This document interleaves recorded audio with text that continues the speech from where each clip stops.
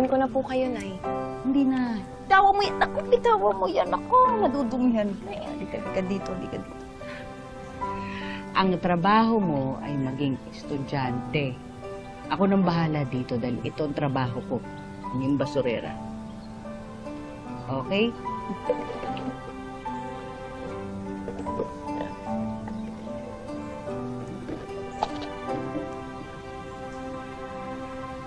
Nay, hayaan nyo. Matapos ako ng pag-aaral, hindi ka nahawak ng basura.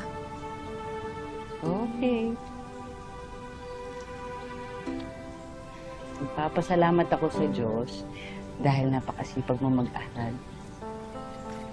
Ba ako? Ano ba yan? Thanks po. Ano?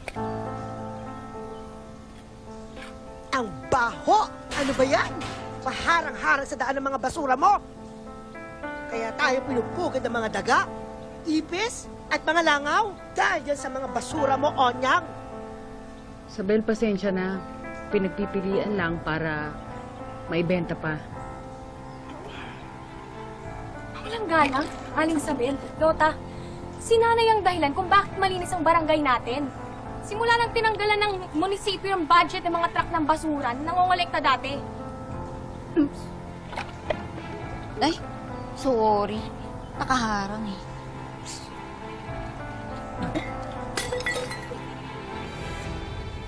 Pagpasensya mo na lang. Ba't nga pinagdadasal na lang natin yung mga yun? Oo nga pala, diligan mo yung papaya natin ha.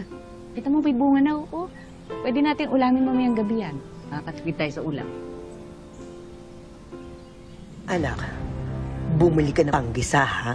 Para may pang-ulam tayo mamaya.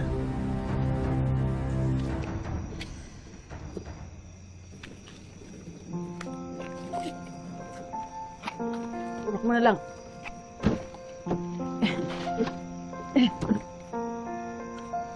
Oh. Pakipitas mo na yung papaya natin, ha? Tapos papasok ko tong gata. Sige, Nay.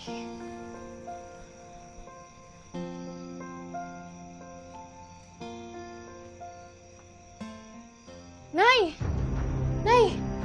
Wala na po yung bunga dito ng papaya. Maliit na lang yun nandito.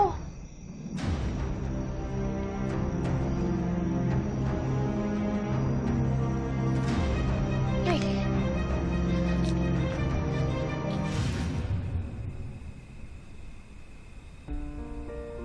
Uy, ginisang papaya! Paborito ko yan! Libre lang yan. O, kumain na kayo. Hindi yan libre. Nakaw yan. Hoy, Onyang! Anong sinasabi mo?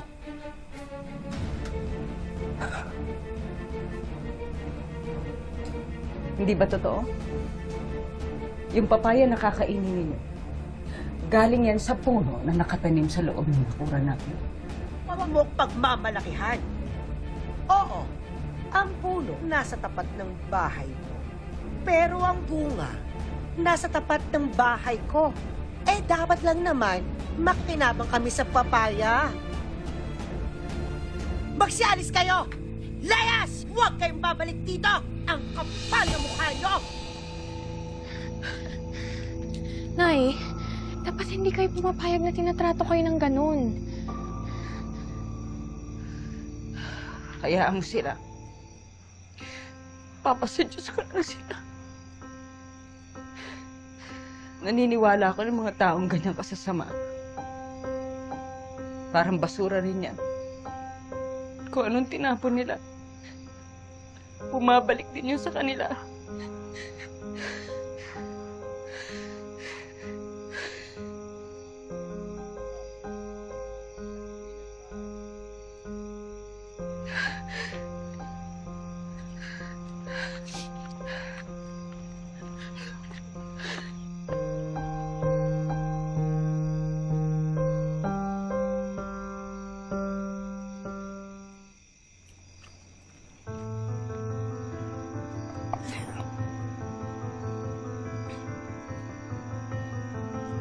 Bilisan mo na.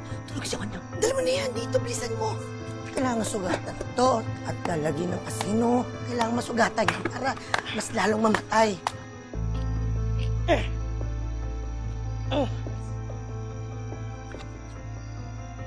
Parang may hukay pa yata ako. Ha? Ano ito? Ano yan? Sandali, kamaingay.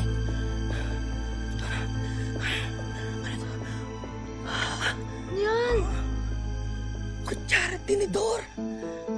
Teka ho. Wait. Ginto! Nay! Wait, tingin.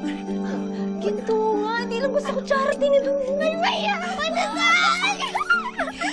Dapat hindi malaman ni Onam to na galing dito yan. Ano yan? Kutsara, tinidor, nahukay namin. Ginto, kamingay. Kanino yan? Bakit nasa man ang tingin mo sa kutsara, tinidor ko? Ikaw, Roger, ha? Isang taon pa lang tayong magkalibin, ha? Huwag na huwag ko lang malalaman na uunsihin mo ko. Itutusok ko to sa mata mo. Ha? Tara!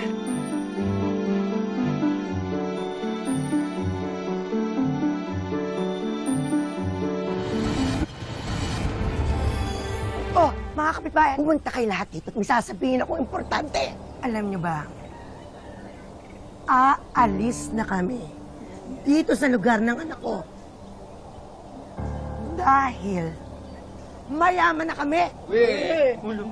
Nakikita niyo ito? Itong kutsara at tinidor kumawakan. Ginto ito. At kapag nabenta ko ito, mayaman na kami. Sigurado ka bang At huyo kayong lahat. Saka, Nay, nakahanap na ako ng bibili niyan online. Kolektor daw ng ginto. Talaga? Diba? Kita niyo yun? Mayaman na kami. Kita niyo, mayaman na kami. Kaya kayo, mamatay kayo sa inggit. Halos ka nga ang bako ba? Tabi! Tabi! Mayaman na kami.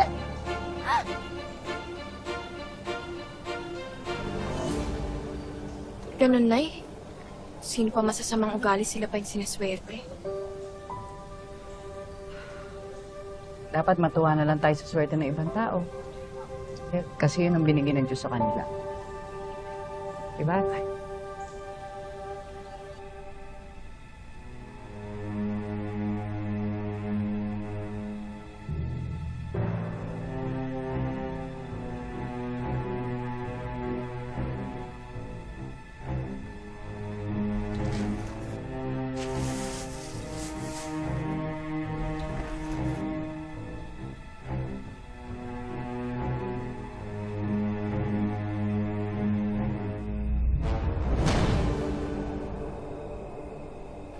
Yes!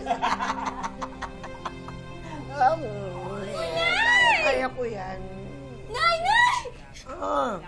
Nay, pupunta na raw dito yung interesado bumili ng mga ginto natin, oh, para makita niyo sa personal.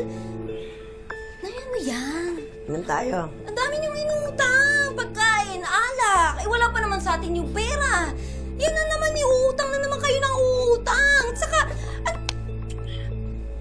Kahit ano, kaya kong utangin. Kaya tara, mag-celebrate tayo. Inom tayo. Upo ka dito. Inom tayo. Cheers! Cheers! Inom tayo. Roger. Mahal. Saan mo ba tinago yung mga ginto? Siyempre, ako lang nakakaalam nun. Hindi mo makikita yon. basta gusto ko bagong safety. Basta ako. Gusto kong magkaroon ng magandang bahay. Gusto ko motor. Pero big bike. Kuha lang ako, ha? Cheers! Cheers! Anak, inom tayo. Ayun, dami ko kayo. Hindi naman ako umiinom. Sige na, sumama na ako. Uy! Uy! Dami kong pera. Kabahay ako.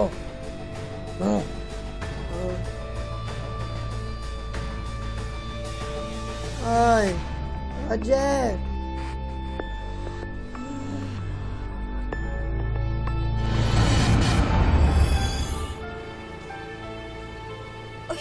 Diyos ko, pati ba naman dito ang kalang?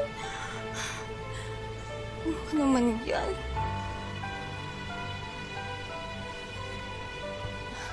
Ay, ano po? Basura ho, kolektahin na namin. Ay, maraming salamat. Ano mo yun, te?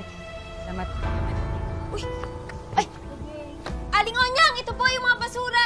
Okay.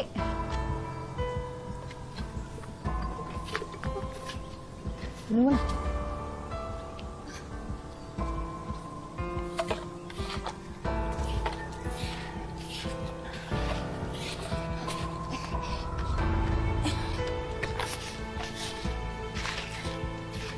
Sa susunod, kapag hindi nakaayos yung basura niyo, hindi namin kukolektohin.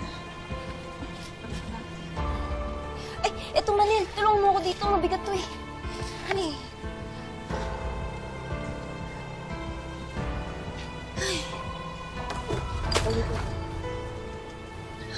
Kalat.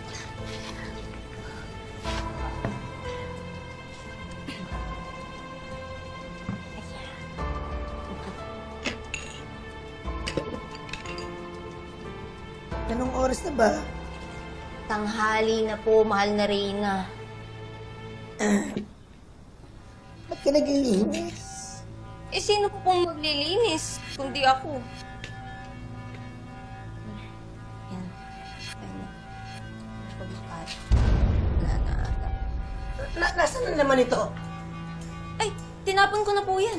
Ano? Tinapon mo? Bakit mo tinapon? Dito ko tinago yung ginto at binalot ko ng tuwalya, nilagay ko sa ilalim. Eh, bakit dyan niyo po nilagay? Para hindi nga pag-interesa na magnanakaw. Eh, paano po yan nakolekt ni Aling Onyang at saka Manil yung mga basura eh? Nay, Nasa sila? baka po nandun, sa tambakan. Naku, tara! Kapuli natin, punta natin yung mag-inang basura na yun. Tara na!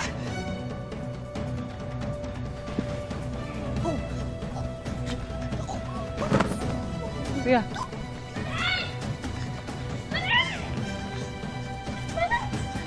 Yung basura! Ano yan?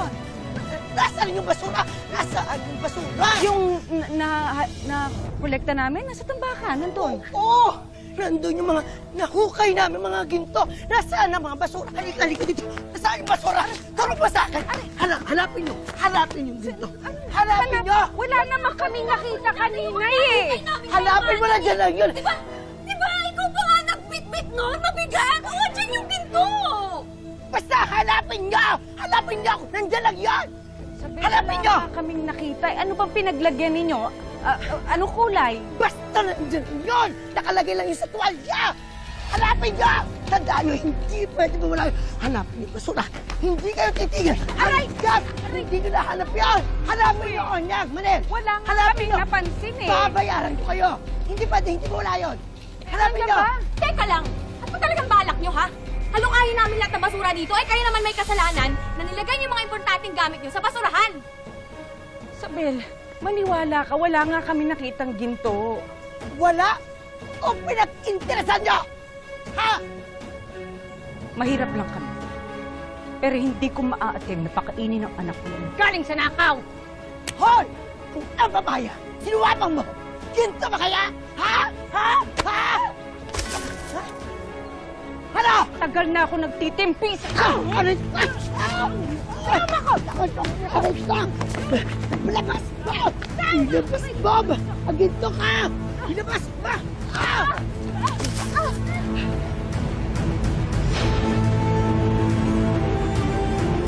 Kung hindi mo makahanap ang ginto ko, papatay kita! Balik mo ang ginto ko! Hoy! Sabel! Sabel! Nakita namin ang pangyayari, ha? Kayo nag-umpisa ng bulsa mag-ina. Kuya Barangay, patulong kami! Nandiyan sa barangay Tomato! Dali! Alon! Sila po, silang mag-ina. Ito, ang gulo. Sila ba? Oo, yan. Ito. Bitawan niyo ako! Bitawan niyo ako!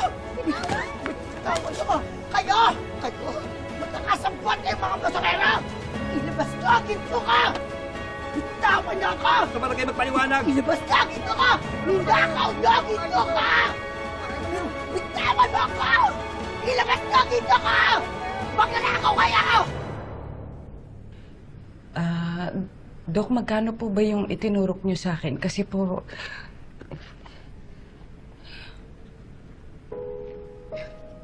Ito lang po kasi yung dala ko.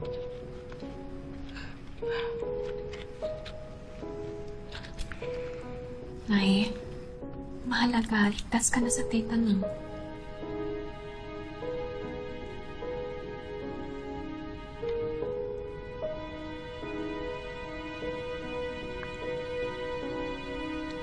Huwag na ho kayong alala. Libre na ho ito. Ilalapit ko na rin ho kayo sa pinakamalapit na hospital ng bayan, sa social service, para wala na ho kayong bayaran.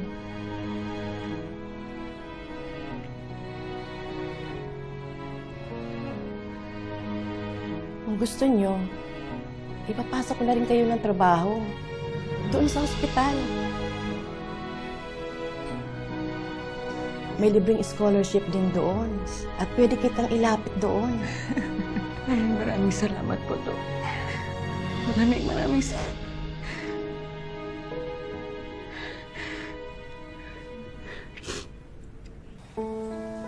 Oras na continue ulit sila, ako na mismo magpapakulong sa inyo. Huwag niyo pong pag-initan yung mga taong nagpapanatiling malinis sa barangay natin. Ay, hindi ka na. Baka diretso ka pa sa kulungan. Tara na! Tara na!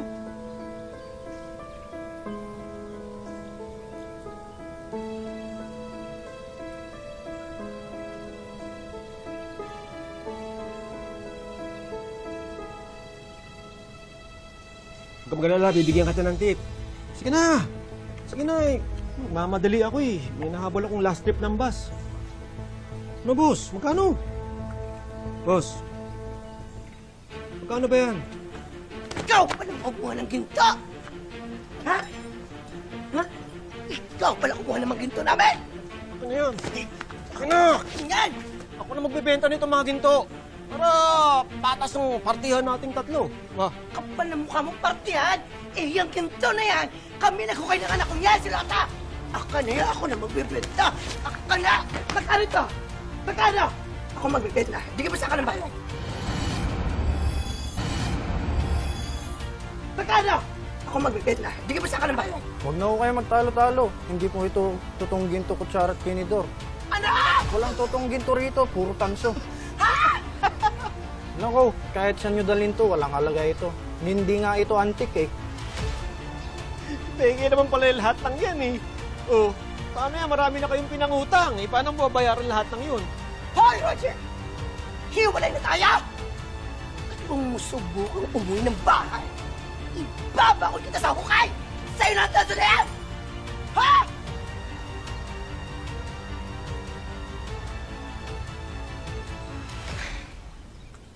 Ito na po ang simula ng bago nating buhay, Nay. Salamat din po sa bagong trabaho niyo sa ospital. Makakalipat na tayo ng mas maayos na tirahan. Napakabuti talaga ng Diyos, no? At nabiyayaan tayong mga maliliit. Napakaswerte pa rin talaga natin. No?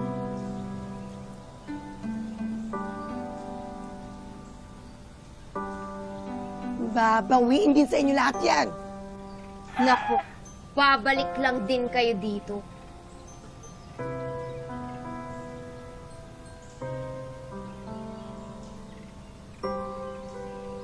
Kahit saan kami magpadpad mag-ina, basta't magkasama kaming dalawa, okay lang kami. Ang importante ay hindi kami maging katulad ninyong dalawa, na walang ginawa kundi manghamak ng tao.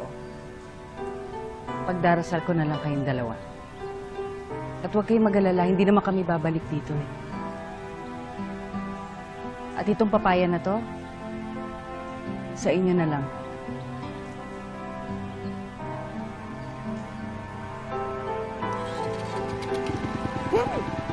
Ha? Pitasan mo na nga yan! At gagawa pa ako ng tsara mamaya! Kakainis ito!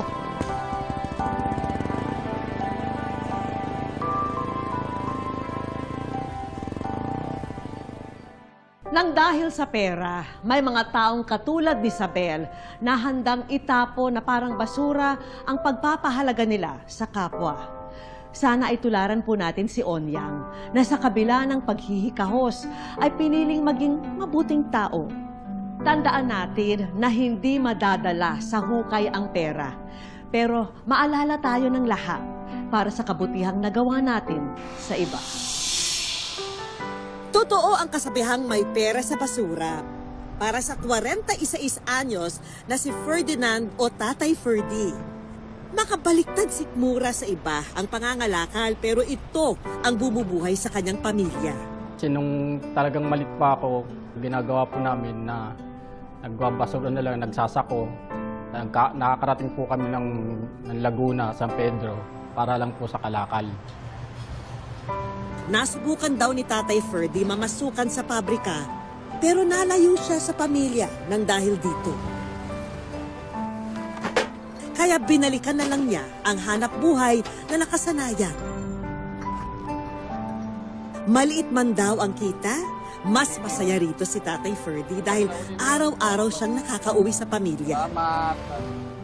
Sa araw-araw niya na pagpupursige, hindi niya hinahayaan na mawalan kami ng bigas sa araw-araw. Yung parang mas hinihigitan pa niya yung kinikita niya noon sa pabrika sa pangangalakal niya ngayon. Patunay siya na ang pangangalakal kayang makapagpaaral sa mga anak. Hanggang kung kailan ko kayang maghanap buhay ako para sa kanila. Patunay rin si Tatay Ferdy na hindi kailangan maging mayaman para maging matulungin sa kapwa. Minsan, pag may mga sobra siya na kalakal, na hindi niya na kayang itulak, ibinibigay niya na sa kapwa, magbubuting niya. Baka kumita siya, kumita din yung mga kaibigan niya. Paano naman kaya siya natutulungan ng ibang tao? Walang iba kundi sa paglalike at pag-share ng kanyang mga video. Tama ang narinig nyo, ang masipag na basurero, abay, content creator din. Gandang tanghali mga kasuki. May nababasa ko na good job, may dami natutuwa, tuloy mo lang. Alay mo, ayan, dyan na yung, yung pag-asenso mo. Dito, kakolab ni Tatay Ferdy ang bunsong anak na si Cassandra na siyang nag-e-edit at nagvo-voice over para sa kanya. Ano pong gusto ko, kung ano pong pangangailangan ko, nabibigay niya po kahit ganun po yung trabaho niya. Kaya po mahal na mahal ko po yung papa ko kahit ganyan lang po yung trabaho niya. Hindi ko po kinakayayan. Pumayag kaya ang bibong content creator kung yayayain ko rin siya ng collab? Hello! Nako, kumusta po? Welcome sa wish ko lang. Oh, bakit? Hindi ko kasi alam na mangyayari ka itong ganito eh. Alam ko lang po kasi sa TV ko lang po mapapanood eh. Sige na nga kuya, pwedeng panood naman ng mga video niyo. Bale-bebele lang onte, magpapahinga para mamaya makapagtulak po tayo hanggang John Shop. Gusto ko malaman sa inyo, bakit niyo po naisipan yung mag-vlog? Kahit ganun po yung hanap buhay ko, naging masaya po ako na ginagawa ko po yun. Siyempre. Para lang sa pamilya ko. Kasi marangal naman na trabaho ang ginagawa niyo. Ano yung mahalagang leksyon na natutunan niyo dito sa paghihirap? Talaga, yung hirap at pagod talaga. Nagpursige pa ako kahit ganito lang po yung hanap buhay ko. Hindi ko mapabayaan yung pamilya ko. Meron ho tayong hinandang mga konting sorpresa po para sa inyo. Samahan niyo ako. Ha? Sabay-sabay natin pundahan. Ay. Para sa inyo yan, Kuya Ferdy. Ito lahat. Para may dagdag na kabuhayan sa kanilang lugar ang mag-iina ni Tatay Ferdy, bigay ng wish ko lang ang mga plasticware products na ito na pwedeng ibenta. Kasama na rin itong dishwashing at liquid detergent business package na may kasama pang washing machine. Sagot na rin namin ang kanilang grocery supplies. Para sa buong pamilya niyo po yan. Maraming salamat po talaga. Nabanggit ni Tatay Ferdy na marami sa kagamitan nila sa bahay ay mula sa kanyang pangangalakal lamang. Kaya naman, mga brand new na appliance and furniture ang bigay namin sa kanila. May LED TV at stand fan. May dining set para sama-sama na sa hapag ang mag-anak. Sana maging useful po ito sa inyong lahat. Kasama naman nitong educational assistance ang Wish Ko Lang Savings, munting tulong mula sa aming programa. Ito po, itatabi ko po para lagi ko pa yung maaalala talaga. Pagbubutihin ko pa po lalo yung vlog. Maraming salamat. Ay, thank you rin po sa inyo at binahagi niyo sa amin yung story niyo. Mga kapuso, lagi po nating tatandaan. Hanggang hindi tayo napapagod, humiling at maniwala. Hindi tayo mapapagod, lumaban sa buhay. Para po sa ibang mga kwentong itinampok ng Wish Ko Lang, i-follow lang po ang Facebook page ng Wish Ko Lang. നമ്മുടെ കൊല്ലം തിരുവനന്തപുരം റൂട്ടിലാണ് പഴയാറ്റിൻകുഴിക്കും പള്ളിമുക്കിനും സെൻട്രലായിട്ടുള്ള ഇന്ത്യയിലെ തന്നെ നമ്പർ 1 cookware brand ആയിട്ടുള്ള പ്രസ്റ്റീജിന്റെ എക്സ്ക്ലൂസീവ് ഔട്ട്ലെറ്റിലേക്കാണ്. വരൂ നമുക്ക് പോവാം.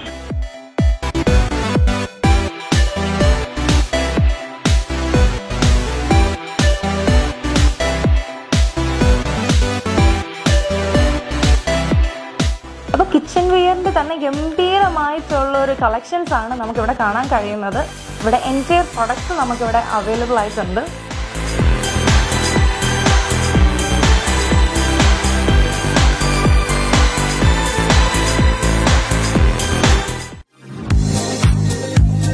ലോകോത്തര ബ്രാൻഡായ പ്രസ്റ്റീജിന്റെ എക്സ്ക്ലൂസീവ് ഷോറൂം ഇപ്പോൾ കൊല്ലം പള്ളിമുക്കിലും.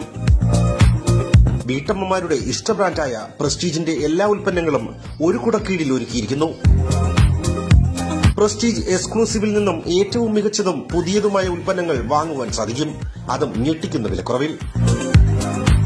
45% വരെ വിലക്കുറവ്.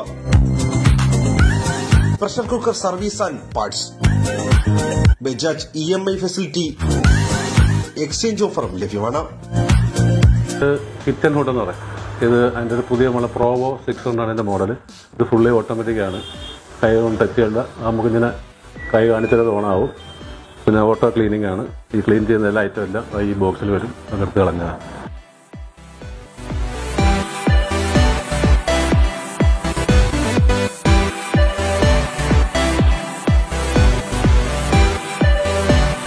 അപ്പം ആരും മറക്കരുത്, നമ്മുടെ ലൊക്കേഷൻ എന്ന് പറയുമ്പോൾ പള്ളിമുക്കിന്ന് പഴയാറ്റിൻകുഴിക്ക് വരുമ്പോൾ റൈറ്റ് സൈഡിലായിട്ടാണ് നമ്മുടെ പ്രസ്റ്റീജിന്റെ എക്സ്ക്ലൂസീവ് ഔട്ട്ലെറ്റ് വന്നിരിക്കുന്നത്. നേരത്തെ പറഞ്ഞതുപോലെ വിശാലമായ ഒരു പാർക്കിംഗ് ഏരിയ കൊടുത്തുകൊണ്ട് തന്നെ നമ്മുടെ ഷോപ്പ് വരുന്നത് ഒരു ശകലം ബാക്കിലോട്ടാണ്. സോ അത് കസ്റ്റമേഴ്സിന് വേണ്ടിയിട്ടാണ്.